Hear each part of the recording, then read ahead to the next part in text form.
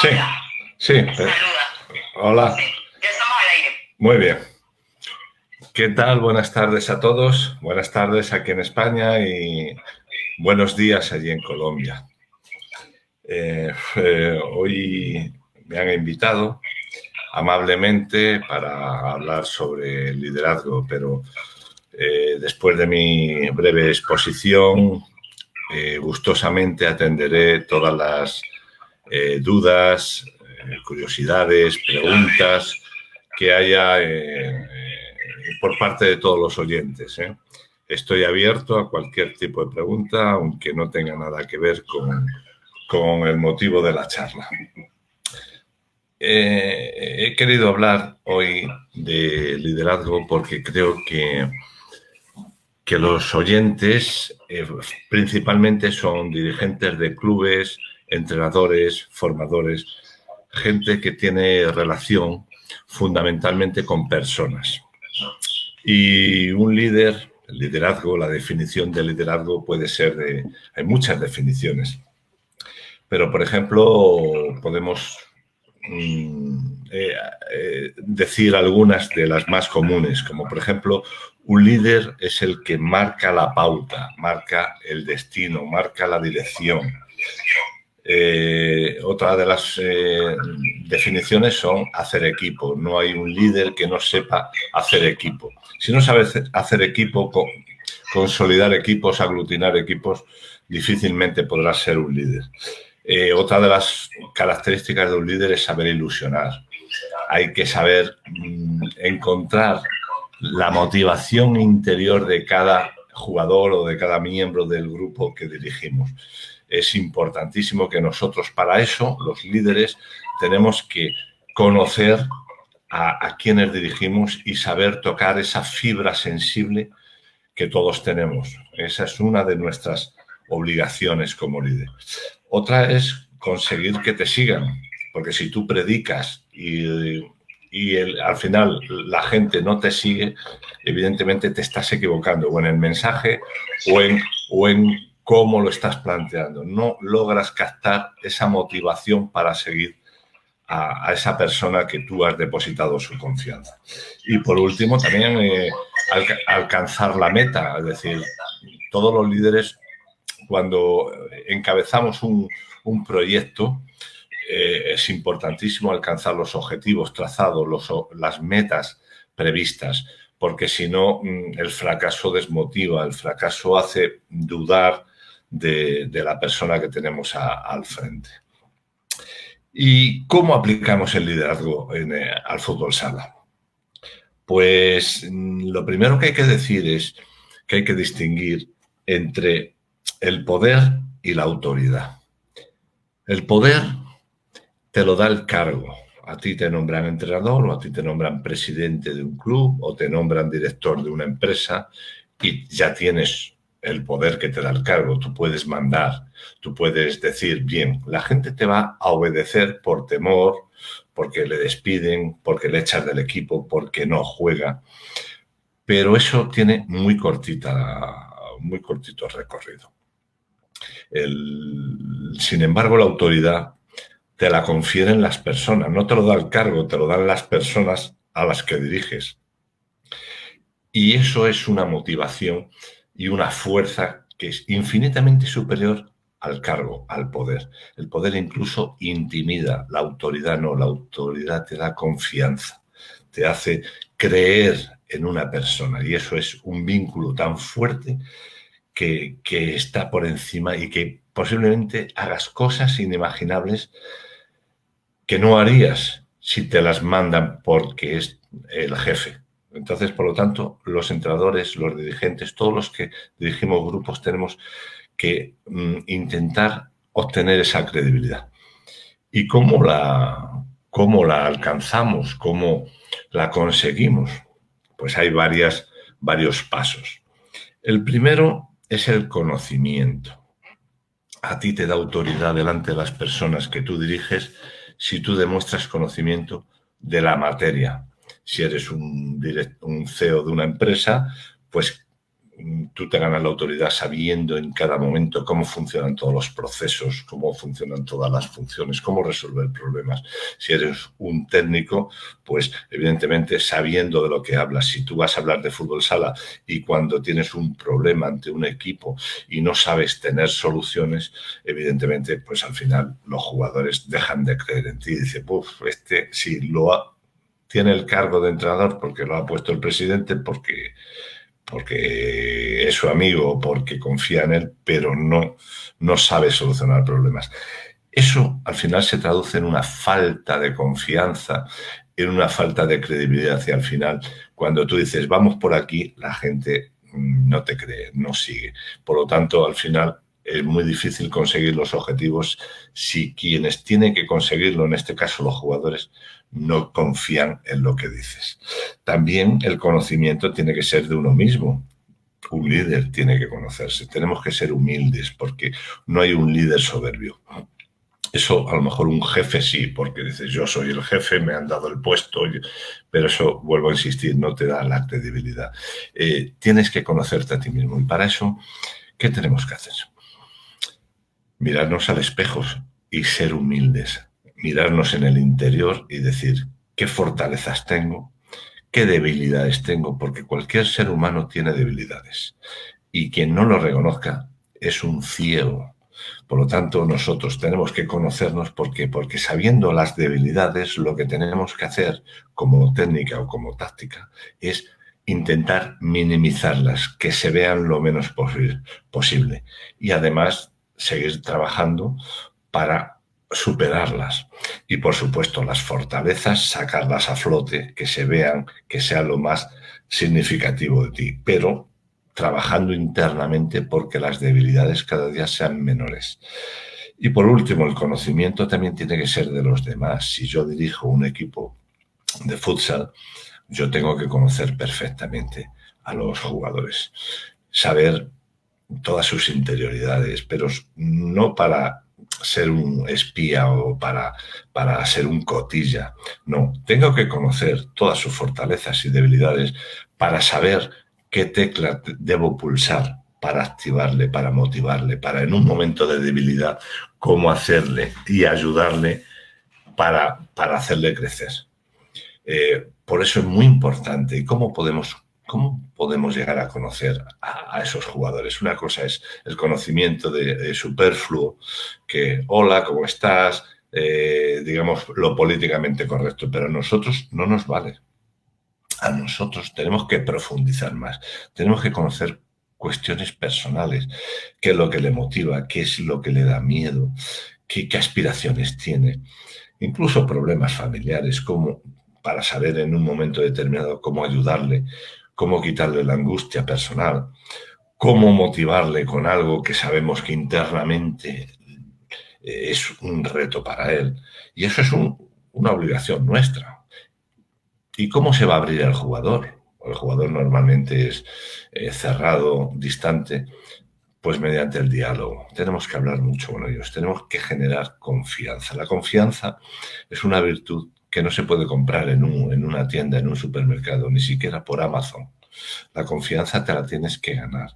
Y eso muchas veces viene desde el diálogo de tú a tú, con sinceridad, porque en cuanto mientas una vez al jugador, has perdido la credibilidad. Ya no va a confiar más en ti. Siendo sincero, incluso hasta en lo malo, diciéndole lo malo, bueno, pero con buenas formas, con respeto, diciéndole siempre lo que debe mejorar, pero con un objetivo, para que él sea mejor, no para reprimirle, no para castigarle, no para dejar que no juegue, porque ahora te castigo porque has hecho esto mal. El castigo limita el talento. Por lo tanto, no utilicemos el castigo como un medio de represión, porque entonces el jugador cuando salga a la cancha, va a jugar a no fallar. Y jugar a no fallar es limitar todas las posibilidades que tiene el jugador. Utilicemos el error para hacerle crecer, para que él entienda por qué ha fallado y poder corregirlo y la próxima vez mejorará. Desde ese punto de vista, el jugador va a confiar en ti porque no estás con una vara para castigarle, para reprenderle. No. Simplemente el error es un una herramienta de mejora. Y se lo tenemos que hacer ver mediante el diálogo, la confianza, la cercanía. Y también, evidentemente, tenemos que comunicar, saber comunicar. Los técnicos estamos obligados a aprender no solo técnica, táctica, sino también otras ciencias que son importantísimas, como la psicología, utilizar la inteligencia emocional, la empatía, el autocontrol, todas esas materias, los técnicos estamos obligados a conocerlas porque estamos dirigiendo personas, no estamos dirigiendo jugadores que son fichas o cruces en una página, en una pizarra. Por lo tanto, tenemos que conocer todas sus como decía antes, sus miedos, sus deseos, sus retos, o sus sueños. Es importante, hay que saber comunicar. Comunicar no es hablar, y hablar para nosotros. A veces veo algunos técnicos en los tiempos muertos que hablan y hablan para ellos, para escucharse, para demostrar que saben mucho. No. Comunicar es transmitir y ponerte al nivel de cada jugador. Personalmente, yo cuando era seleccionador, en los 2 mundiales que ganamos, no solo yo dirigía jugadores que tenían 2 carreras universitarias, pero también tenía jugadores que no tenían estudios. Por lo tanto, el esfuerzo mío era transmitir los conocimientos y adaptarme el lenguaje y las expresiones al nivel que me podían entender. Porque si tú hablas y no te entienden, no llega el mensaje. Jamás vas a poder transmitirles ningún conocimiento. ¿Por qué? Pero el problema no es de ellos, porque a veces los técnicos decimos, es que no me entienden. No, yo cambiaría la pregunta y diría, a lo mejor es que no me explico. A lo mejor es que yo no sé llegar a ellos. Y ese será un problema mío, no de los jugadores. Y por lo tanto, como técnico, tengo que aprender a comunicar. Tendremos que leer, tendremos que estudiar, tendremos que escuchar a gente que nos enseñe a comunicar. No solo vale dar voces, no solo vale decir yo soy el que sabe más. No, tú no sabes más porque no sabes comunicarlo, no sabes transmitirlo. Por lo tanto, importantísimo la comunicación. Y luego otro rasgo importantísimo en el liderazgo que nos enseña la alta competición es la personalidad. El técnico, el dirigente, tiene que tener personalidad, pero personalidad, a veces confundimos la personalidad con dar voces, con dar un puñetazo en la mesa. No, eso es autoritarismo, eso no es personalidad. Personalidad, por ejemplo, es ser coherente. ¿Y qué significa ser coherente? Coherente es que todo lo que dices tenga el mismo significado que lo que haces. Yo no puedo decir que hay que ser puntuales si luego yo llego tarde. Y os cuento un ejemplo que me pasó a mí siendo seleccionador nacional. En el segundo campeonato del mundo que ganamos en China, Taipei, yo personalmente soy un amante de la puntualidad. Entiendo que la puntualidad es un síntoma de respeto hacia los demás. Por lo tanto, yo exijo puntualidad porque el grupo tiene que tener normas y debe cumplirlas. Pero el primero que debe dar ejemplo, ser coherente, soy yo. Tengo que ser puntual. Entonces, un día íbamos a jugar un partido y por la tarde, y yo después de comer tenía dolor de cabeza y le dije al de recepción que me despertara, que me iba a echar un rato y que me despertara a una hora determinada. De pronto estaba durmiendo y oigo unos golpes en la puerta, pum, pum, pum, y me despierto medio atontado, somnoliento, y abro la puerta y era mi ayudante, todo vestido ya con el traje, nosotros dirigimos en traje, y el traje peinado, todo. Oye, vamos, que está el equipo esperando en el autobús. Y yo, claro, dije, pues iros. Dice, pero ¿cómo nos vamos a ir sin ti? Digo, hombre, las normas son para todos. Y yo tengo que dar ejemplo y ser el primero que cumpla esas normas. Oh, vale, pues venga. Y se fueron sin mí. Evidentemente yo rápidamente me duché, me cambié, me puse el traje, cogí un coche y llegué al pabellón Y cuando llegué allí, evidentemente, pues todos empezaron a bromear, a cachondearse de mí, pero lo tuve que aceptar. A pesar de ser entrenador, tengo que aceptarlo. Había incumplido, había unas sanciones para los impuntuales, yo me tuve que poner una sanción, que luego lo aplicamos en tomar unas cervezas juntos, pero yo tuve que pagarlo de mi bolsillo, porque solo así podemos hacer que la gente crea en nosotros. Cuando yo doy una instrucción, saben que el primero en cumplirla soy yo. Ese día, cuando llegué, pues todos se rieron de mí, todos. Bueno, yo perdí 300 euros que me puse de multa, pero gané algo mucho más importante: credibilidad. La gente, los jugadores, los dirigentes sabían que yo era de fiar, que cuando yo digo que hay que estar a las 5, hay que estar a las 5.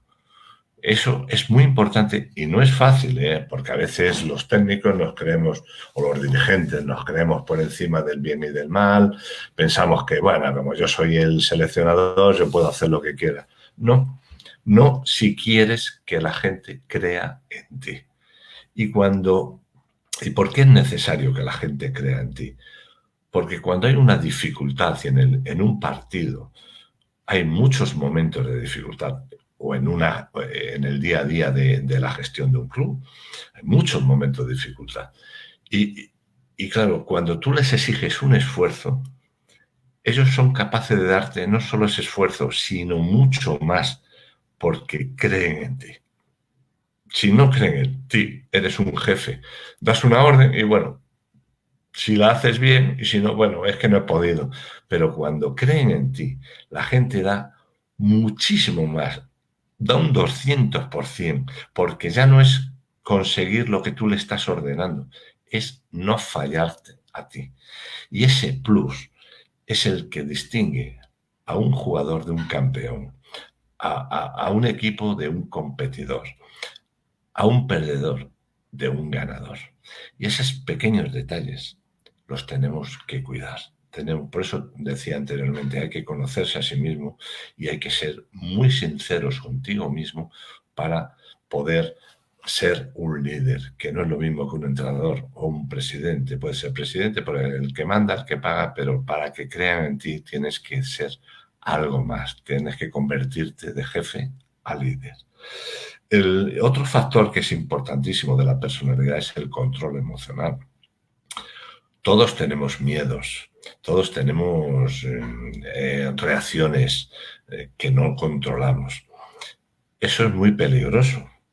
Todos somos humanos y tenemos emociones, pero un entrenador es muy importante que, primero, sepa conocerlas, que tú te conozcas, que tú sepas que cuando se te empieza el estómago a poner nervioso y cuando te empieza a subir la sangre y te empiezas a poner, sabes que vas a perder los papeles. En ese momento tienes que empezar a autocontrolarte. Si un entrenador tiene miedo, que es lógico, si lo transmite, si no lo controla, el jugador va a tener pánico, porque somos radiactivos. Nosotros las emociones las transmitimos a los jugadores. Por lo tanto, si yo tengo miedo y no sé controlarlo, el jugador va a tener pánico. ¿Cómo vas a jugar tú una final del Campeonato del Mundo teniendo pánico? Es imposible. Si yo tengo confianza, mis jugadores van a tener seguridad. Van a decir, miran, te ven seguro, tranquilo, a pesar de las dificultades, tú estás tranquilo, modulas la voz, el tono. Tranquilidad, chicos, esto está muy mal, pero lo vamos a conseguir, somos capaces, tranquilidad, hemos trabajado muy duro, esto lo vamos a superar. Ellos confían y superan ese miedo. Por lo tanto, yo les estoy transmitiendo ese tipo de confianza, ¿no?, necesaria.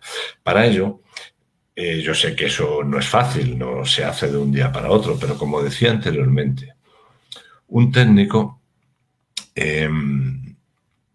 no solo debe saber de preparación física, de técnica, de táctica, debe saber de psicología, pero también el mundo de las emociones hoy día es importantísimo. Por lo tanto, hay ciencias como la inteligencia emocional que te enseña a conocer las emociones, a conocer tu cerebro, a conocer tu cuerpo, a saber controlarlos, a saber responder ante ese ataque de unas emociones que a veces se nos disparan. Bueno, pues todo eso, desgraciadamente, tengo una mala noticia para vosotros.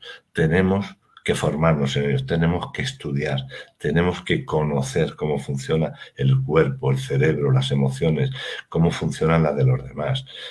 Es vital, diría yo, es vital. Por lo tanto, control emocional.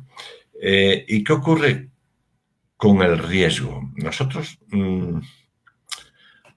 toda persona que tenga responsabilidad tiene que saber que hay momentos de dulzura, de éxitos, de vinos, de días de vinos y de rosas, pero también hay muchos momentos de dificultades, muchísimo, casi siempre más que de rosas y de felicidad.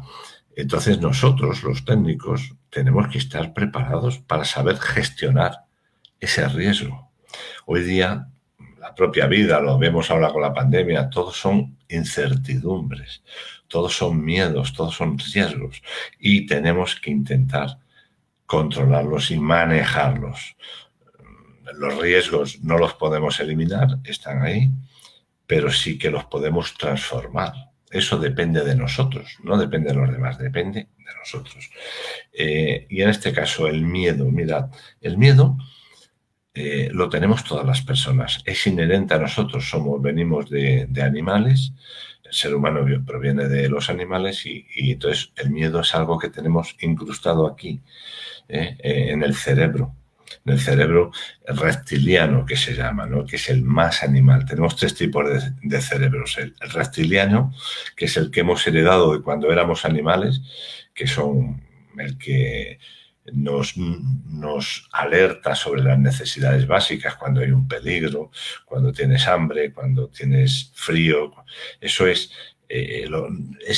superior a nosotros, lo tenemos incrustado aquí en el cerebro, en la parte de atrás. Luego tenemos otro cerebro que se llama el límbico, que es el de las emociones, que todo lo que vemos se refleja rápidamente, le manda información a ese cerebro y nos produce una emoción. Por eso lloramos, a veces sin poder remediarlo, por eso a veces nos paralizamos cuando vemos una situación que nos produce miedo, por eso huimos cuando tenemos miedo. Es decir, eso es inherente, no podemos cambiarlo, pero sí que podemos conocerlo y, por lo tanto, intentar manejarlo y dominarlo. En esta vida hay 2 tipos de personas. Todos tenemos miedo. Los que saben dominar el miedo y canalizarlo y los que se dejan dominar por el miedo, que son los que huyen, los que se buscan excusas, los que, no, mister, es que he fallado porque el árbitro, porque hoy estaba mal. No. Eso hay que dominarlo y manejarlo y convertirlo en algo positivo. También tenemos que tener en cuenta que los humanos tenemos misoneísmo. Misoneísmo es una palabra un concepto que todos también tenemos internamente y es el miedo al cambio. El miedo al cambio a todas las personas nos paraliza y nos da miedo. Por eso no queremos que las cosas cambien. ¿Por qué? Porque lo que hacemos lo dominamos, lo manejamos, nos sentimos fuertes en autoestima porque sabemos hacerlo. Y cuando nos producen un cambio, cuando llega un entrenador y te cambia el concepto, las normas, el sistema de juego, cuando llega un jefe y te empieza a cambiar procesos, todos nos atrincheramos, rehuimos, todos intentamos poner palos en el progreso, en esos cambios. Eso nos limita. Si todos no superáramos esa fase del miedo al cambio, pues todavía existiría la rueda de piedra, evidentemente, porque no habría evolución. No tendríamos ordenadores, porque todos seguiríamos escribiendo a mano, o con la máquina esta Olivetti. No, todos jugaríamos al futsal como cuando empezó en el 78 y sin embargo todo va evolucionando. ¿Por qué? Porque la persona, de hecho el ser humano ha sobrevivido a muchas especies por su capacidad de adaptación y quien no se adapta muere. Muere literalmente o muere metafóricamente, te quedas fuera. Si tú no eres capaz de adaptarte a las nuevas tendencias, a la innovación, a los nuevos conceptos, si no tienes la mente abierta para incluir todos esos nuevos conceptos, tú quedas fuera. Al final el entrenador te deja fuera porque no te adaptas a los nuevos sistemas, a los nuevos métodos de entrenamiento. Si estás en una organización, quedas fuera porque no quieres utilizar. Dice, no, yo no utilizo el ordenador porque yo creo mucho en la máquina Olivetti. Bueno, pues al final dejas de ser competitivo y te quedas fuera. Por eso decía y reitero y lo volveré a repetir, los técnicos tenemos que estar continuamente adaptándonos, conociendo, estudiando, viendo qué ocurre, las nuevas ciencias, cómo se incorporan, pues hay que tener curiosidad, si no podemos nosotros, tendremos que buscar a alguien que lo conozca y que nos lo explique, que nos ayude, porque al final el miedo al cambio, el misoneísmo, es una rémora, es un obstáculo para nuestro progreso. Y otro riesgo que solemos tener es el miedo a los pensamientos. Os cuento una historia que es real, para que veáis la importancia que tiene el pensamiento, lo que estéis pensando, en cómo vais a actuar. Existía un funambulista, un señor de estos que atraviesa con una barra equilibradora una cuerda, un alambre entre edificios altos que se llamaba Balenda. Era en Estados Unidos, él en los rascacielos, entre dos rascacielos, tendía un alambre y él pasaba con la barra equilibradora y luego después de pasarlo bajaba, ponía la gorra, el sombrero y todos le daban bravo, aplausos y le daban, era su manera de vivir. Y era un hombre muy conocido, cada vez que hacía una exhibición de esas todo el mundo iba a verle y evidentemente era un grandísimo riesgo porque era su vida. Si se cae desde 300 metros, evidentemente se mata. ¿Qué hacía él?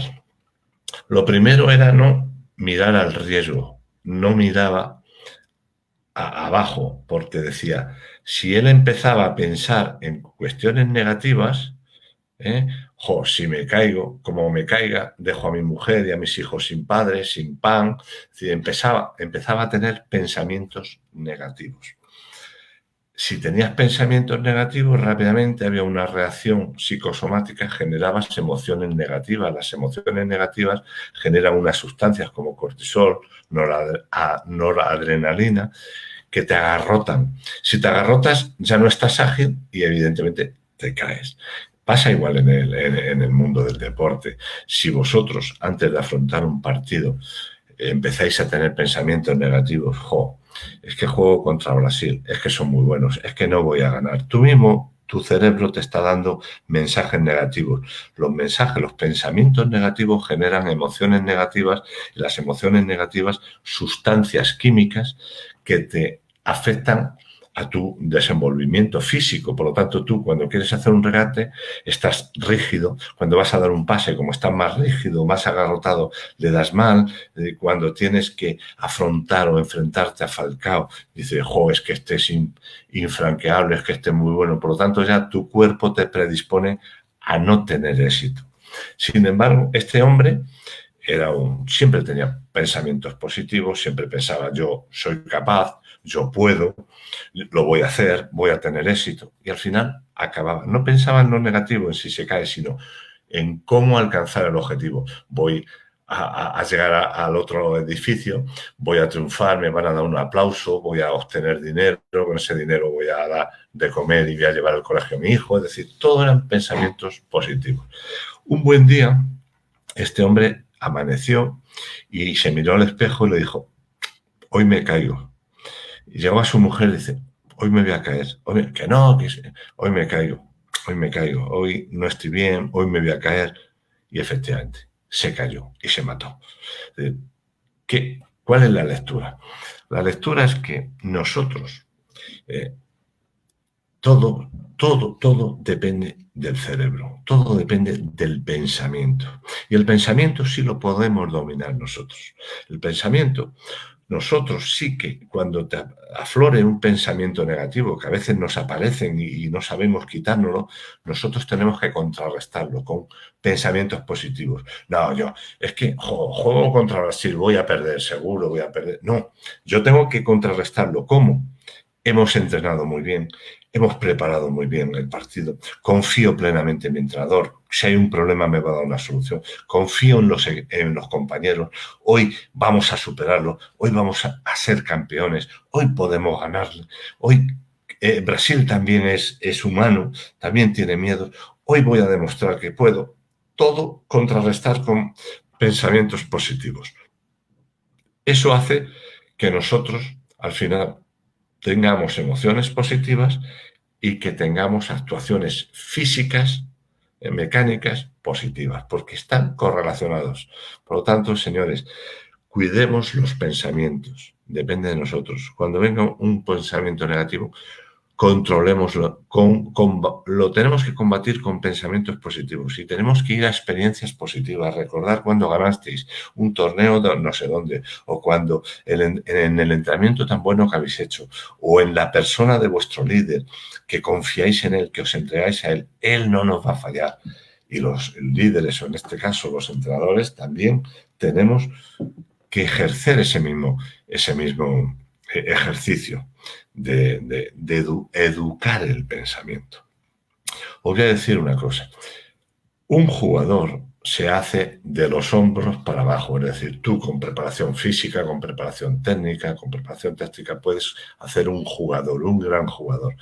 Pero nosotros necesitamos competidores. Y un competidor no es un jugador, es un competidor. Se hace de hombros para arriba, es decir, en la cabeza, en el pensamiento, en el cerebro. Y eso lo tenemos que trabajar. No solo hay que incluir sesiones técnicas o tácticas, no, también sesiones de fortalecimiento de la autoestima, del fortalecimiento del pensamiento positivo. Es decir, nosotros tenemos que trabajar esa faceta. Vuelvo a insistir, hay 4 soportes del competidor: la preparación física, la técnica, la táctica y la psicológica, que a veces no la descuidamos mucho. Hay que cuidarla mucho porque queremos ser competidores. Un jugador hace lo que debe, pero un competidor va más allá. Un competidor ante una dificultad se cae y se levanta. Es capaz de superar dificultades que cree que no las va a poder superar, pero sin embargo, gracias a su pensamiento positivo, es capaz. Y cuando lo hacéis, decís, ¡jo! Si era imposible. Bueno, pues al final, si superas eso, creces como persona, por supuesto, y como profesional. Nosotros teníamos, la primera vez que ganamos a Brasil en un campeonato del mundo fue el primer mundial que ganamos en el 2000. Hasta entonces nadie había ganado. Brasil era infranqueable, era inalcanzable. Y yo tenía que combatir con mis jugadores porque mis jugadores, una vez que llegan a la final, dicen, bueno, pero ya hemos llegado a la final. Brasil es imbatible, ya. Es como si se conformaran con haber llegado a la final. Bueno, pues nuestro trabajo fue todo de autoconvencimiento. No, hemos llegado aquí y ya que estamos aquí, vamos a ganar. Es que Brasil, me da igual, Brasil tienen 2 piernas, 2 orejas, una nariz, 2 manos como nosotros. ¿Tú crees que los jugadores brasileños no van al baño? Pues igual que nosotros. ¿Tú no crees que ellos tienen a veces dudas? Pues igual que nosotros. ¿Tú no crees que ellos tienen defectos? Pues igual que nosotros. Lo que pasa es que nosotros, el principal problema para ganarles somos nosotros, no es Brasil. Nuestros miedos, nuestras etiquetas negativas. Es imposible. Cuando empezamos a trabajar eso, cuando empezamos a convencernos todos de que Brasil, evidentemente, eran buenísimos, pero también se les podía ganar, intentamos, cuando ya estuvimos convencidos, bajamos un escalón y empezamos a trabajar tácticamente cómo ganarlos. Pero lo primero es que si no estás convencido, da igual lo que trabajéis, me da igual el planteamiento, me da igual, porque ya estáis derrotados de antemano. Por lo tanto, señores, convenzámonos y a partir de ahí luego ya aplicaremos qué estrategia, qué táctica, pero si no hay convencimiento no vale auténticamente para nada. Entonces, dicho esto, ¿cómo conseguimos ese equipo inteligente? Bueno, nosotros los técnicos también tenemos una parte organizativa que en colaboración con la directiva y con el presidente conformamos el equipo, pero nosotros tenemos mucho que decir en ese aspecto. Tenemos que conseguir un equipo inteligente, no un equipo de borregos que solo son, que van donde les decimos, que no piensan por sí mismos, simplemente obedecen.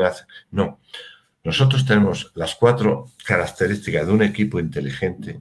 Es, primero, intentar tener jugadores con talento. Y cuidado, todos los jugadores tienen talento, os lo digo yo, que he estado 16 años como seleccionador nacional de España y hemos hecho campeones del mundo a jugadores que en sus propios clubes decían que no tenían mucho talento. El talento, todas las personas tenemos un talento, no todo es igual, pero un talento. La labor del técnico es descubrirlo. Vosotros tenéis que descubrir el talento que tiene.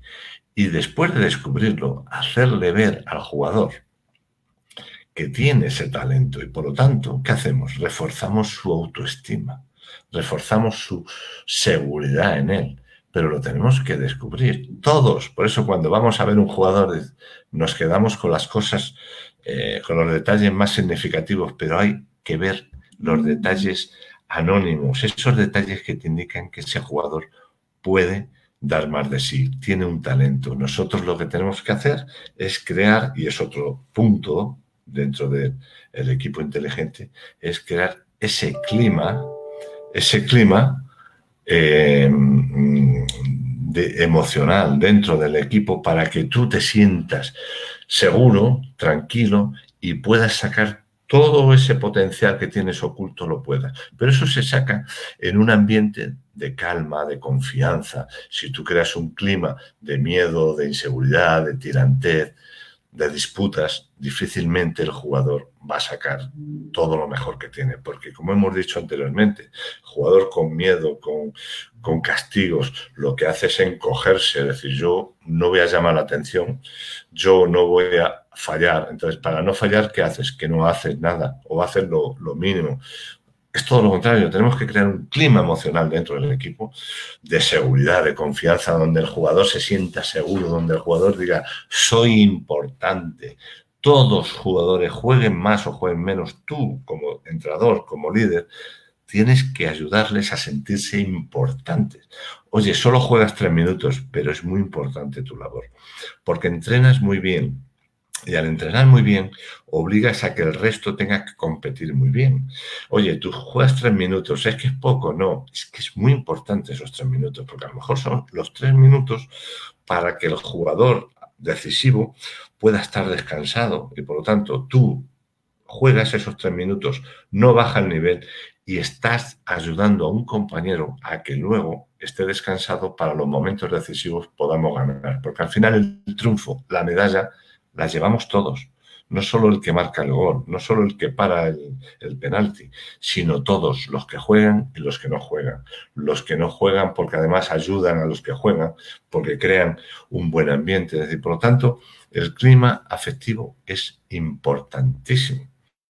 Importantísimo que lo cultivemos y lo entrenemos. También es muy importante para ese equipo inteligente que queremos crear, es compartir la información. El técnico, hemos dicho antes, que debe saber comunicar y debe saber delegar, debe comunicar, debe hablar con cada jugador, le debe decir lo que espera de él. yo quiero de ti esto es. No, no palabras vagas, porque a veces en el vestuario hablamos de conceptos muy vagos. Venga, vamos a luchar, vamos a ganar, vamos, ánimo, venga, huevos, venga, hay que echarle raza. No, está muy bien eso como motivación general, pero tú a cada uno le tienes que decir, Juan, tú quiero que hagas esto, porque no hagas lo otro, porque lo otro tú no estás preparado, pero esto y esto, que lo haces muy bien, quiero que lo hagas, quiero que te atrevas en el 1 contra 1, pero no lo hagas en la zona defensiva, hazlo en esta zona. Tenemos esta estrategia, tú vas a ocupar este rol que es importantísimo, el rol que tú le asignas. Mira, tú vas a jugar 3 minutos, pero que sepa que estos 3 minutos son muy importantes. ¿Por qué? Por lo que he hablado anteriormente. Y se lo explicas, compartes la información con todo. Muy importante que todo el equipo sepa lo que tú quieres de todos y de cada uno en especial. Eso se llama rol, no es el puesto que ocupas, no es la función, sino el rol, que es algo mucho más importante que un puesto, el puesto que ocupes en el equipo. Y eso hay que compartirlo, hay que dialogar con ellos, hay que transmitírselo, para que sepan, tengan instrucciones concretas de qué es lo que tú buscas en ello. Así no hay frustraciones, así ellos no dicen, es que no me entiende el entrenador, es que no, yo te estoy diciendo muy claro, es A, B y C, lo que necesito de ti. Y tú, con eso, no vas a tener ningún tipo de problema en conseguirlo y darlo. Y, por supuesto, el último punto para un equipo inteligente es el liderazgo, que es un poco el tema este que os estoy tratando, es decir, de enseñar o de compartir con vosotros, más que de enseñar, porque yo no soy quien para enseñar nada. Entonces, el liderazgo no solo del técnico, sino cada uno, cada jugador, se tiene que sentir líder, se tiene que sentir que ayuda al rival, o sea, a su compañero, que hace mejor al compañero. Yo, por ejemplo, estoy muerto, pierdo un balón en la zona de ataque y estoy muerto físicamente. Yo puedo decir, hacerme el lesionado, bajar despacio, pero cuando yo me siento líder, cuando yo soy un jugador que sé que hago importantes a mis compañeros, yo cojo y retrocedo, repliego con toda la fuerza de mi alma, aunque me muero en la zona defensiva, porque sé que estoy haciendo estoy dejando en desventaja a mis jugadores, a mis compañeros, a mi equipo. Por lo tanto, yo hago un sobreesfuerzo para no dejarles en inferioridad, para que no sufran esa inferioridad.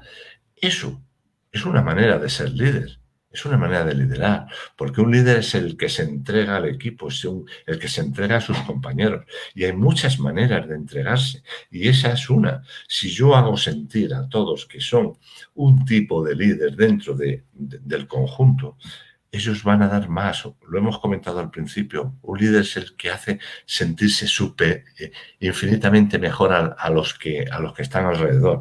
Y los jugadores todos, yo les tengo que hacer sentir líderes para que tengan ese grado de solidaridad con el compañero para no dejarle en situaciones de desventaja. Todo eso unido hacen que el equipo sea un equipo inteligente, un equipo compacto, un equipo que, a pesar de que individualmente, si los comparas con otros, con Brasil, con España, digas, es que son inferiores, sí, individualmente tal vez, pero todos juntos, unido toda esa fuerza individual, toda junta, te hacen muy superior al rival. Os puedo garantizar que nosotros ganamos. Nunca habíamos ganado a Brasil. Después de ganarle en el primer campeonato del mundo que obtuvimos en Guatemala, de 6 enfrentamientos seguidos que tuvimos, ganamos 5. 4. Empatamos 1 y perdimos 1. Quiere decir que ya estábamos convencidos, ya habíamos cambiado la dinámica. El miedo lo habíamos traspasado a ellos.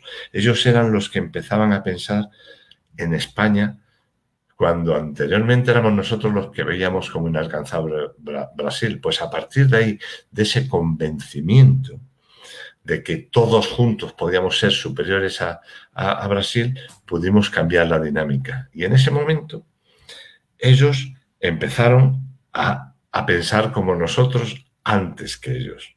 Por lo tanto, todos somos dueños de nuestro futuro, todos seremos lo que nosotros creamos y queramos ser. Todo está en el pensamiento, en la convicción. Por lo tanto, empecemos a trabajar desde mañana mismo, no solo la técnica, no solo la táctica, sino el liderazgo, la capacidad de creernos que somos capaces de hacer algo que antes no hacíamos y somos capaces. Y cuando tú fallas 2 veces, lo intentas y a la tercera, a la cuarta sale. Y cuando sale, tú ya lo incorporas. Es una virtud tuya, una virtud del equipo. Por lo tanto, sin querer, estamos trabajando el crecimiento personal, individual y el crecimiento del equipo. Y en deportes de equipo, más que el individuo, importa el equipo, pero el equipo lo conforman individuos, por lo tanto, hagamos una sinergia, hagamos crecer individualmente a cada uno para luego ponerlo todo en común y todos juntos nos multiplicamos por 100, por 200, por 1000. Nuestro rendimiento aumenta una barbaridad. Y bueno, nada más, finalizo con una obligación del líder. Los líderes tienen que liderar no con palabras, sino con ejemplos. Como hablaba antes de la coherencia, no vale lo que digas si luego no lo cumples con los hechos. Por lo tanto, señores, si somos líderes, seamos responsables, empecemos a trabajar el liderazgo desde las pequeñas cositas, desde los pequeños detalles, desde la puntualidad, desde la intensidad en los entrenamientos. Voy a entrenar y no voy a pasar la hora y media que... No, voy a competir al máximo. Demos ejemplo cuando no jugamos, de ayudar al compañero, porque cuando seamos nosotros los que juguemos, nos gustará que el compañero también nos sintamos protegidos y animados por ellos. Cuando digamos una cosa, lo tenemos que cumplir. El liderazgo, el mejor liderazgo que existe en la vida es el del ejemplo. Por lo tanto, empecemos hoy mismo, no lo dejemos para mañana. Y vuelvo a insistir, construir el futuro que vosotros deseéis, por el que soñéis. Y eso implica esfuerzo, como todo en la vida, pero el esfuerzo depende de vosotros. Y todos somos capaces. Os lo dice una persona que con 31 años le nombraron seleccionador y tenía pánico. Y solo pudo, al final, gracias a Dios, pude ser 2 veces campeón del mundo, que no sé si hay muchas personas que han sido campeonas del mundo, con un equipo que también lo es, pero solo gracias al trabajo diario de autoconvencimiento de que podía. Y poder es querer.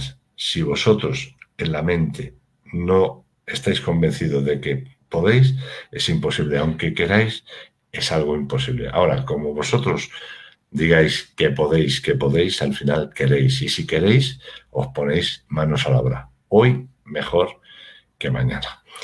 Nada más, estoy abierto a preguntas que me queráis hacer, dudas de este tema o de cualquiera, de fútbol sala, de técnica, de organización, de formación, de cualquier asunto que vosotros deseéis, porque estoy aquí para serviros.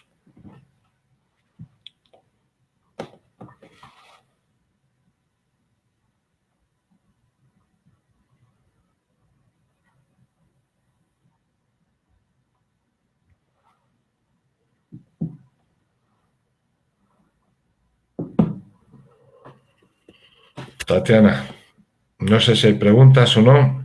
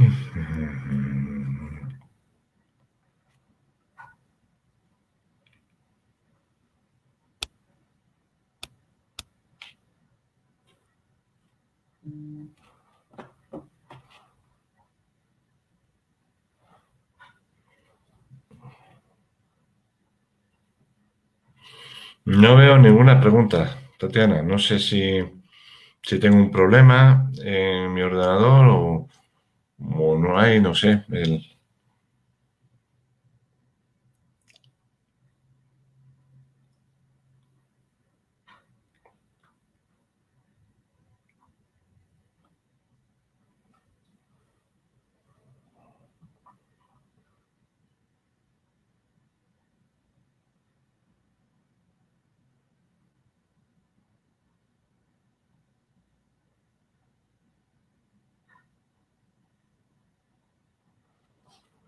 Bueno, vamos a hacer, parece ser que hay un problema y no recibo las preguntas, me las van a pasar por el móvil y según me las vaya recibiendo voy contestándolas.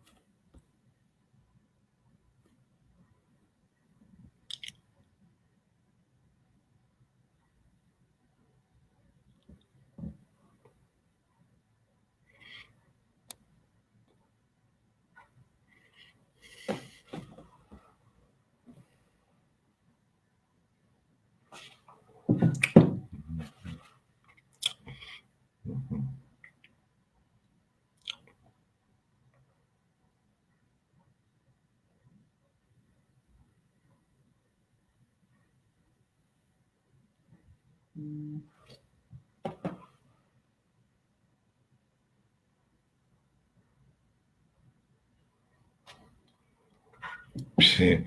Bueno, me hacen una pregunta sobre el futsal antes de la pandemia y después. Evidentemente, la pandemia es algo que no preveíamos nadie. No solo es un problema sanitario que es muy grave, pero hay una consecuencia muchísimo más grave o igual de grave, que es la económica. El futsal es un deporte que se mueve por patrocinadores, fundamentalmente por empresas, por ayudas de ayuntamientos, de instituciones públicas, y esta pandemia va a hacer muchísimo daño en los ingresos. El futsal, ahora mismo los clubes de futsal y de fútbol también, van a tener que reinventarse porque no va a haber muchas menos patrocinadores, muchas menos ayudas públicas.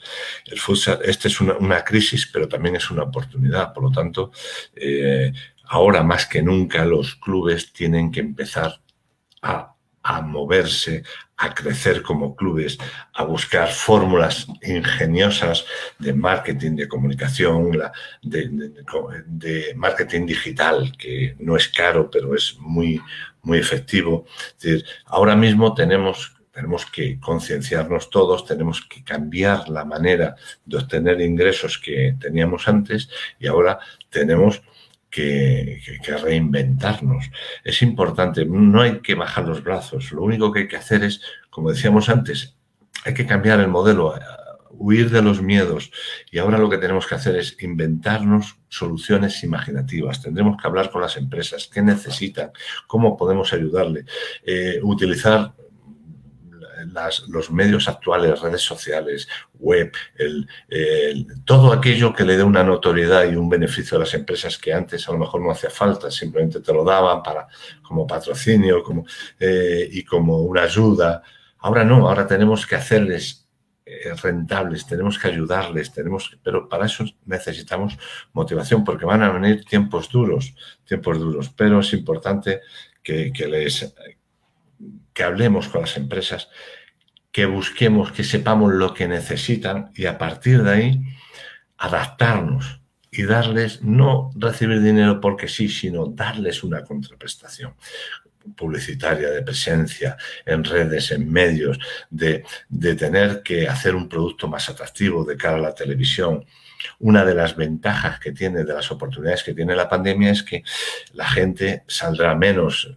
Somos sociables, pero ahora tenemos miedo. Bueno, pues las televisiones va a ser muy importante porque consumimos más televisión. Por lo tanto, tendremos que incidir en hacer un producto televisivo muy importante para que las televisiones digan, necesito contenido porque la gente ahora consume más televisión. Pues tendremos que hacer un producto más televisivo, más dinámico, que sea más divertido para que las televisiones les resultemos atractivos y donde perdemos dinero por patrocinio podamos conseguirlo a través de televisión. Es una de las fórmulas que se me ocurre. Estoy recibiendo más preguntas de Johnny Calcedo. Me dice que qué consejos puedes transmitirnos para crear una unidad de equipo colectiva bien gestionada y con un liderazgo exitoso. Bueno, ya hemos dicho de cómo hacer un equipo sólido. El equipo lo conforman las personas, todos juntos, pero es importante que tengamos primero actitud. Los jugadores tienen que creer, tienen que querer y nosotros como líderes tenemos que ayudarles a crecer, a hacer que todos juntos seamos más importantes que individualmente cada uno. Muy importante que todos pensemos lo mismo, que todos vayamos en la misma dirección, que entrenemos con la misma intensidad, que además los entrenadores estemos pendientes de los pequeños detalles que son los que al final te dan los triunfos, que el jugador pueda sentirse pleno. Todo eso lo tenemos que hacer con planificación, con coordinación, con un clima emocional que depende del entrenador, de crear unas normas donde haya disciplina pero haya alegría, donde haya esfuerzo pero también haya recompensa. Todas esas cosas se pueden conseguir perfectamente. Lo único que tenemos que tener es un plan donde todos lo veamos explicado y donde lo compartamos con los jugadores. Eso es una tarea del entrenador. El entrenador tiene que tener su idea de equipo aquí, plasmarlo en un plan y trasladarlo a los jugadores para hacerles partícipe. Y luego, evidentemente, pues lo que hace un equipo sólido. Un equipo sólido trabaja muy duro, están todos muy unidos, cuando se cae, cuando tiene un fracaso, sabe levantarse. Es más importante saber levantarse que caerte. Nos caemos todos los humanos, pero saber levantarse, tener esa fuerza de voluntad, esa moral, esa fortaleza anímica, pues todo eso depende de nosotros. Carlos Guevara me hace otra pregunta. Me dice, ¿desde qué edad recomienda la práctica del futsal para niños y niñas? ¿Y cuánto tiempo por sesión?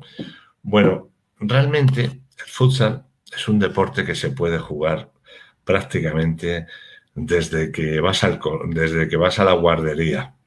Lo que pasa es que cada etapa hay que darle un sentido. Cuando eres muy pequeño, el futsal es un juego. El niño necesita jugar por naturaleza. Un niño que no juega es un niño atípico, un niño triste.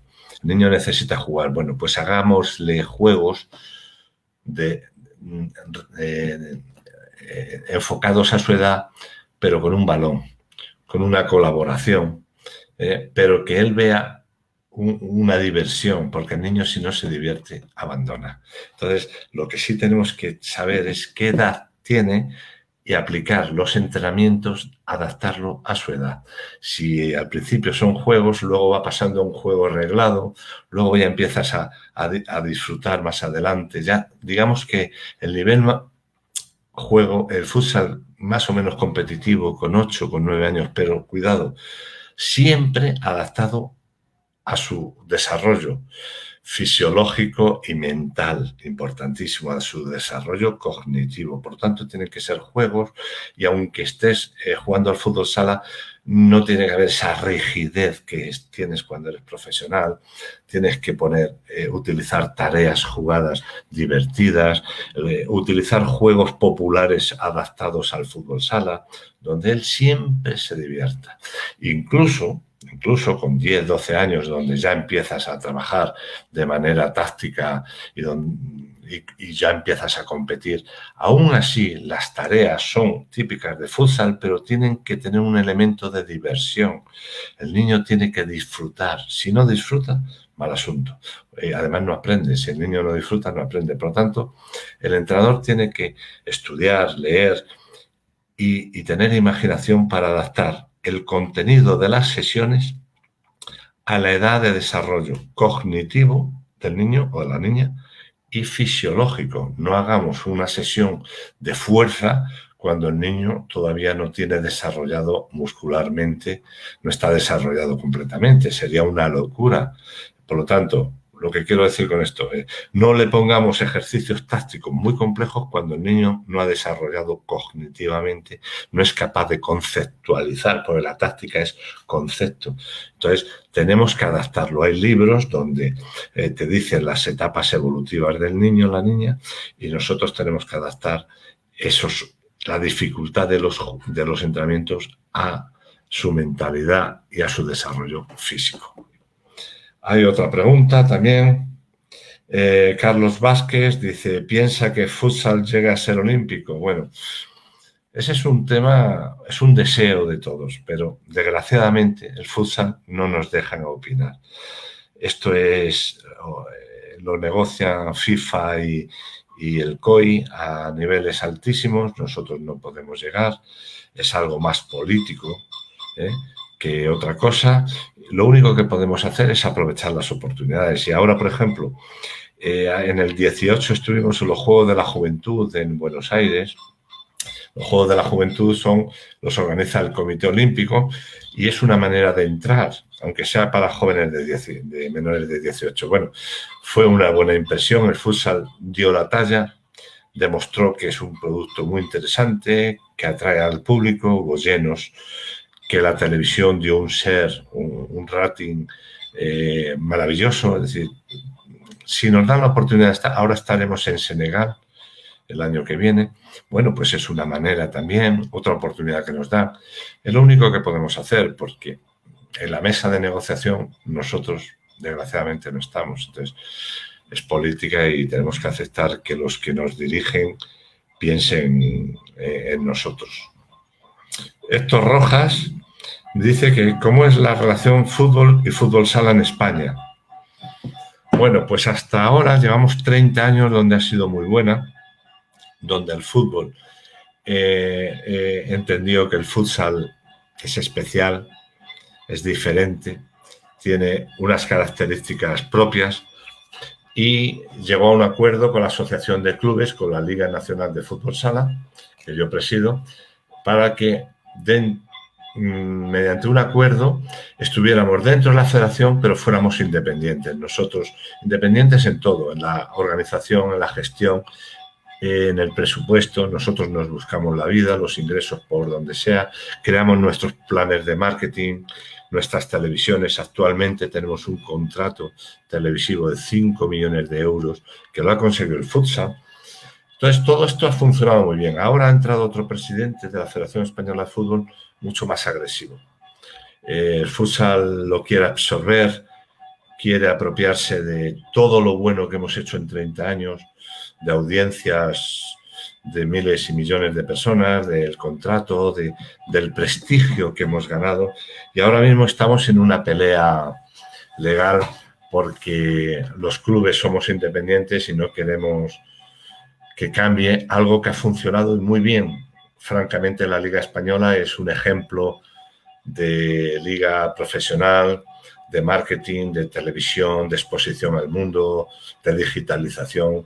Somos una empresa muy moderna y muy capaz y sin ayudas de nada, solo generado por nosotros. Por lo tanto, ahora nos parece injusto que vengan a la federación a decir, no, esto lo quiero yo y es mío. No me parece justo y vamos a luchar para ello, ¿eh? Nosotros no nos vamos a dar por rendido. Jorge Sandoval me dice que desde qué edad se puede empezar a practicar futsal, ya que es un deporte muy específico por la cantidad de jugadores que lo conforman. Lo hemos hablado antes. Se puede jugar prácticamente desde que eres un pequeñajo. Lo único que hay que adaptar los contenidos. Tiene una ventaja el futsal y es que en las edades tempranas es muy bueno porque mejora la técnica porque al ser menos jugadores y espacio más reducido tocas muchas más veces el balón, por lo tanto la técnica, que es repeticiones, tú das más pases, infinitamente más que en un campo grande, hacen más regates que en un campo grande, hacen más disparos que en un campo grande. Y algo importantísimo para mí, no solo la técnica, en el futsal desde muy pequeño, al tener poco espacio y tener al defensa muy cercano, tienen muchas dificultades, por lo tanto, empiezas a desarrollar la capacidad de toma de decisiones desde muy pequeño. Entonces, la inteligencia táctica se desarrolla mucho antes. Por eso, los jugadores brasileños de fútbol o jugadores españoles como Xavi, como Iniesta, como el propio Raúl, que han practicado futsal, son jugadores que en espacios pequeños se desenvuelven muy bien y sobre todo que ante una dificultad tienen una decisión mucho más rápida que un jugador que no ha sido educado en futsal. Por lo tanto, tiene muchas ventajas. Pero recordad, hay que adaptar los contenidos al desarrollo, a la etapa evolutiva del niño o de la niña. Poncho Pitre me dice, ¿el líder nace o se hace? Es como el talento en los jugadores. ¿Tiene o no tiene talento? Todos tenemos talento.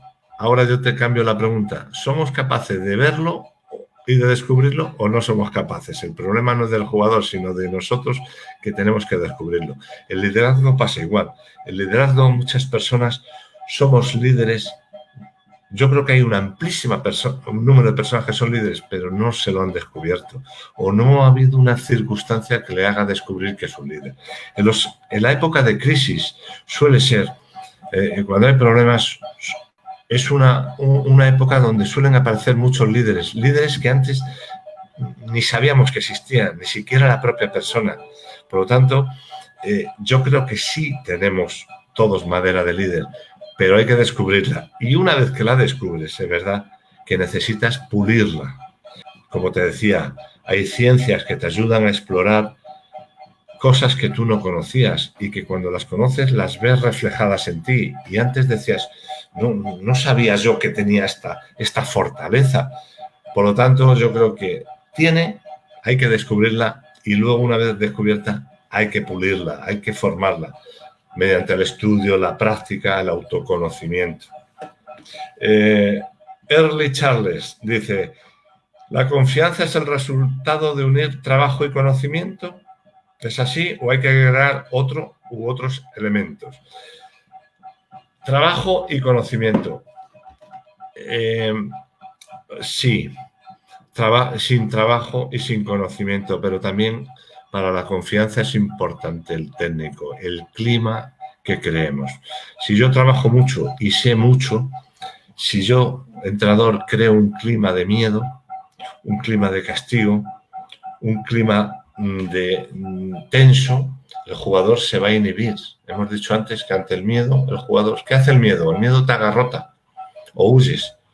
No, soy el que el líder genera un clima emocional donde el trabajo y el conocimiento salen a flote, donde el jugador dice, yo trabajo mucho y he hecho muy bien las cosas y además sé mucho, pero necesito un sitio donde yo pueda ponerlo en práctica. Y nosotros somos generadores de ese caldo de cultivo, de ese clima donde ellos pueden sacar ese talento. Nosotros somos los que generamos o eliminamos esa confianza. En ese sentido tenemos mucha responsabilidad los técnicos. Jorge Sandoval me dice, desde su experiencia, tenemos jugadores que han llegado al fútbol 11 y cómo ha sido su adaptación. Te puedo decir, los jugadores de fútbol 11, cuanto más tarde se incorporen al futsal, más difícil es su integración. ¿Por qué? Porque el fútbol, igual que el futsal, hay una determinada edad, a partir de 14, 15, 16 años, donde el chico empieza a trabajar físicamente. Físicamente implica desarrollar unos grupos musculares diferentes en el fútbol que el futsal. Por ejemplo, en fútbol necesitas un torso muy fuerte para protegerte del balón, unos cuádriceps muy desarrollados, una hipertrofia muscular, unos gemelos para saltar. Eso en futsal es un impedimento, porque el futsal es un movimiento de acción-reacción, de mucha flexibilidad. En futsal necesitas no desarrollar tanto la fuerza, la hipertrofia muscular, sino la flexibilidad, el esfuerzo anaeróbico. Necesitas ser un junco flexible para tener mucha capacidad de reacción, mucha velocidad de explosión, más que resistencia, mucha capacidad de explosión. Es decir, el trabajo físico condiciona mucho el cuerpo, y el cuerpo a la hora de hacerlo en una superficie de parqué y de unos esfuerzos que requiere el futsal son diferentes al fútbol. El fútbol necesita más potencia, más resistencia, y en futsal es todo lo contrario, más explosión, más flexibilidad, más coordinación, más capacidad anaeróbica. Por lo tanto, cuanto más, hay excepciones, pero las experiencias es que los chicos a partir de 18 años que han cambiado tienen mucha dificultad. Puede haber un caso especial por alguna razón, pero y al revés pasa igual. Por eso los brasileños obligan a jugar al futsal hasta los 14 años, a partir de 14, 16. A partir de ahí ya pasan al fútbol. Si lo dejas más de 16 años, la dificultad se empieza a aumentar. José Joaquín Torres dice: la incidencia del arbitraje en el futsal. Bueno, el arbitraje tiene una responsabilidad, igual que nosotros estamos intentando mejorar continuamente, preparándonos mejor, aprendiendo de otras ciencias, innovando.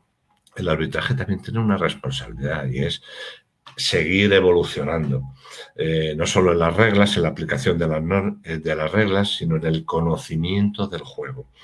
El árbitro es muy importante que conozca el juego, es importante que conozca algo de técnica, de táctica, de sistemas, de qué siente el jugador, saber entenderle, ejercer empatía, conocer la inteligencia emocional, porque para el árbitro es importantísimo para tener autocontrol, para saber que el jugador, a veces cuando le protesta, ponerse en el lugar del jugador, y a lo mejor es que el jugador está un poco fuera de sí porque cree que ha sido una falta muy clara, y el árbitro evidentemente tiene que aplicar el reglamento, pero tiene que saber entender, tiene que saber que a veces un gesto de tocarle y decir, de saber su nombre, tranquilo Charlie, no llevas razón, pero tranquilízate. Esas cosas, esos pequeños detalles hacen que el jugador baje su nivel de emocionalidad, su nivel de ira, de rabia.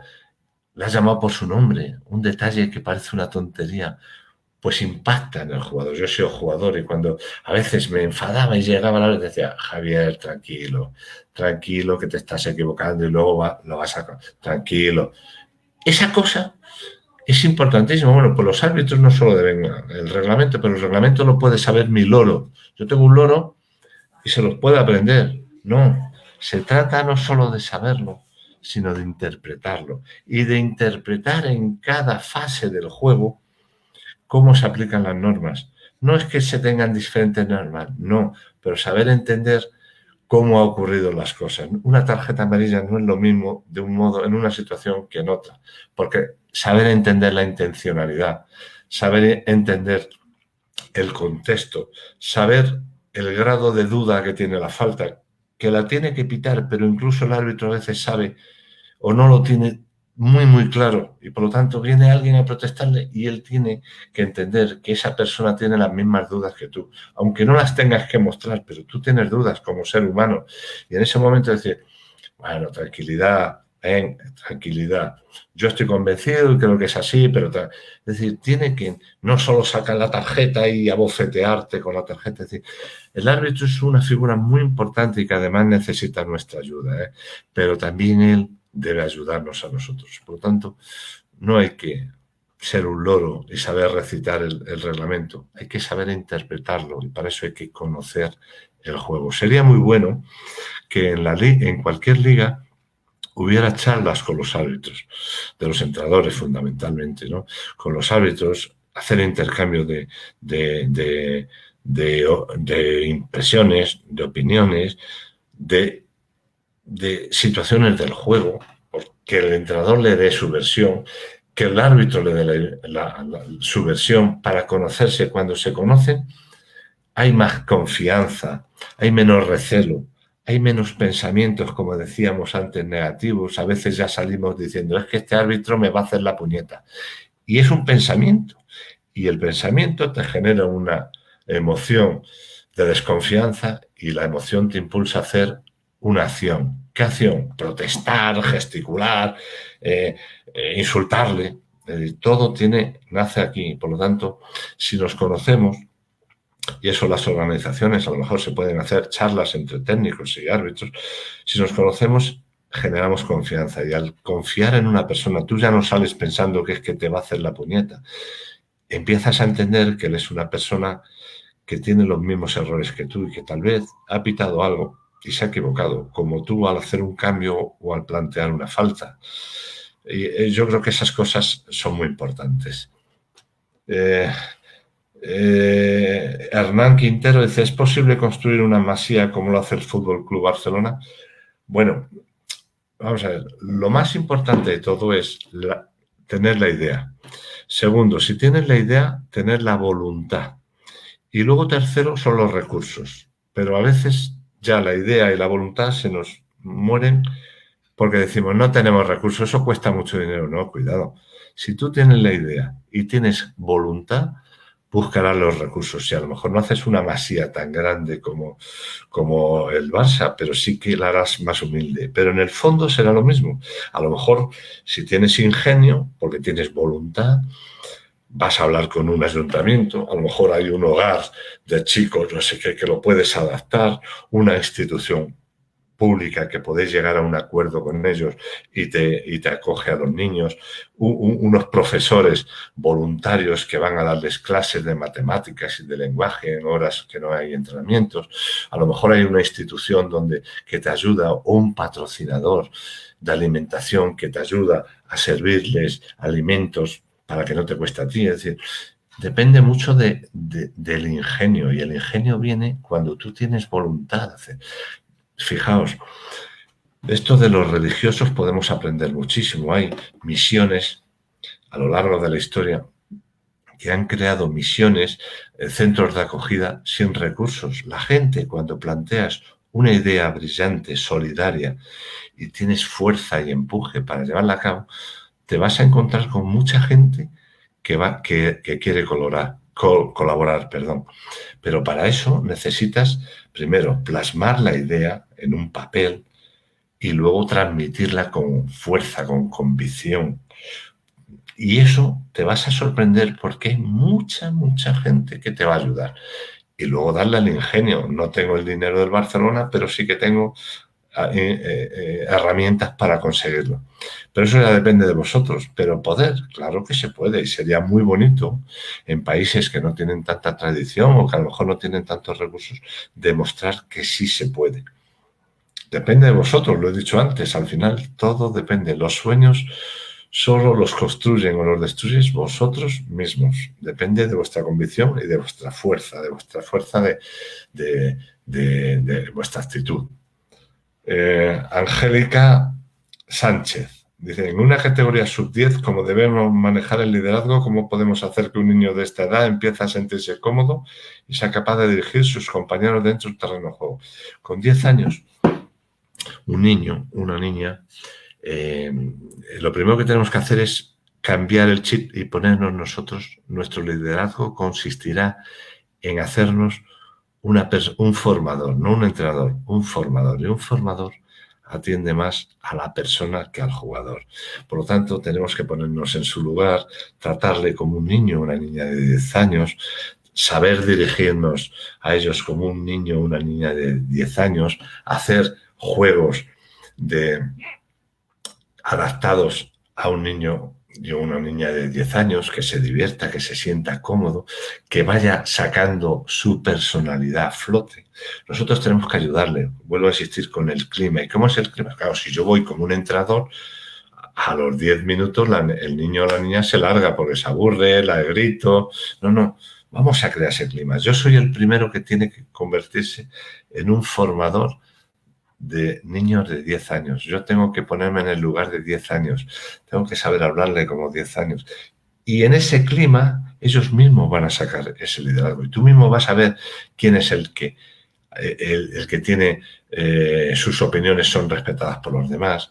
El que cuando hay una dificultad asume la responsabilidad de decir, deja que fluya, deja que salga ese liderazgo. Pero tú crea el clima. Eso es lo más importante. Para crear el clima, tú eres el primero, la primera en este caso, que se tiene que poner a su altura. Eres una formadora, no una entrenadora, que no tiene nada que ver. Johnny Caicedo me vuelve a decir, ¿crees que realizar un proyecto donde el futsal sea la inicialización y gran impulsor de talentos para dar una parte al fútbol es viable en el sentido que los clubes profesionales se involucren? Totalmente, totalmente. Lo importante es, como decíamos, la idea. Si tienes una idea, plásmala en un proyecto y defiéndela con todas las fuerzas del mundo. Si tú esa idea se la planteas a un equipo de fútbol, si es clara, te la van a comprar seguro, seguro. Lo hacen en Brasil no hace falta venderlo, lo tienen asumido de cientos de años. En España lo van comprando, en España cada vez más equipos hacen eso, tienen sección de fútbol sala y todos los niños empiezan a jugar por fútbol sala y luego hay muchos que dicen los ojeadores para el fútbol. No porque sea mejor o peor, sino porque ven que tiene más condiciones para fútbol que para futsal. Y los que tienen condiciones para futsal alimentan la sección de futsal. Ahora Ronaldo Nazario, el jugador de fútbol famoso, es presidente del Valladolid de fútbol. Y este año ya ha creado una sección de fútbol sala para niños. De momento solo para niños y niñas. ¿Para qué? Para iniciarles en fútbol sala, para hacer mejores jugadores de fútbol. Yo imagino que con el paso del tiempo irá creando otras categorías de futsal para todos aquellos niños y niñas que no puedan o no quieran competir en fútbol, puedan competir en fútbol sala. Pero de momento la primera idea que ha hecho iniciativa ha sido crear fútbol sala dentro del Valladolid, que es un equipo de fútbol de primera división. Antonio Tuti dice, la seguridad en las instalaciones y equipamientos para la práctica de fútbol base en colegios y pistas deportivas. ¿Estamos preparados para esa protección? ¿Tenemos inversiones suficientes? ¿Qué responsabilidad tenemos los responsables? Bueno, esto se nos escapa. Perdón, voy a dar la luz, que ya está quedándome sin luz. Esto depende de los ayuntamientos, las instituciones públicas o privadas, el que tenga fortuna de tener una instalación privada. La seguridad es importantísima. De hecho, las leyes las dictan en temas de seguridad, las leyes, los gobiernos o los ayuntamientos, no sé cómo se dice allí, son ayuntamientos, me parece, o las diputaciones, las instituciones públicas. Evidentemente, tiene que ser el dueño o el responsable de la instalación quien asegure que se cumplen esas normas. Si no existiera, porque todos hemos entrenado en canchas que no tienen, lo hemos hecho en la calle, con los coches pasando, o sea que si no tienen esa seguridad, porque no tenemos una cancha que nos dé esa seguridad, está el ingenio nuestro. Nosotros tenemos que poner medidas, digo, en cuanto a normas, reglas para no cometer ningún accidente. Por ejemplo, si hay una cancha que tiene un precipicio después, pues tendremos que poner algo, superficie, una valla o algo, o tendremos que acotar el campo. O si tenemos una cancha que tiene agujeros, evidentemente, pues o los tapamos o tenemos que acotar esa zona. Eso ya depende de nosotros, pero las instalaciones deportivas dependen de los dueños y los dueños tienen que respetar unas normas de seguridad que todos los gobiernos y todos los ayuntamientos es obligatorio que tengan. Pero si no lo tienen, dejar de entrenar por eso, bueno, tendremos que buscar espacios, aunque sea al aire libre, y nosotros poner una serie de normas para mitigar esa seguridad, para que no cause un perjuicio al niño o la niña, que eso es sagrado. Y bueno, veo que se han acabado las preguntas. Muchas gracias a todos por vuestra asistencia, por vuestra actividad, por vuestras preguntas, por vuestra inquietud. Solo quería despedirme ya animándoos a no decaer. Son tiempos duros, son tiempos difíciles, pero la vida es así.